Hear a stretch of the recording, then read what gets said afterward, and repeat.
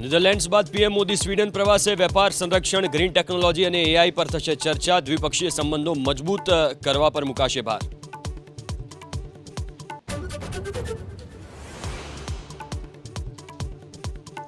PM મોદીની appeal બાદ દિલ્હી મેટ્રોનો મોટો નિર્ણય. ઉર્જા બચત માટે દર સોમવારે દોડશે 6 વધારાની મેટ્રો. દિવસ દરમિયાન 24 ફેરા લગાવશે મેટ્રો.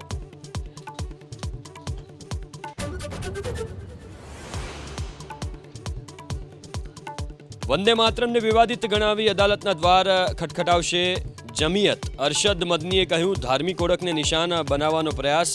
ઇસ્લામ કયામત સુધી રહેશે જીવંત.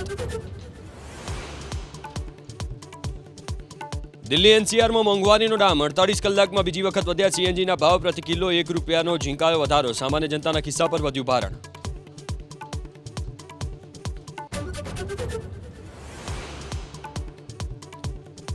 આઈપીએલના બાકીની મેચો માટે નવું શેડ્યુલ બનાવવાની માંગ. સીટીઆઈ ચેરમેન બ્રિજેશ ગોયલે રમતગમત મંત્રી મનસુખ માંડવિયાને લખ્યો પત્ર.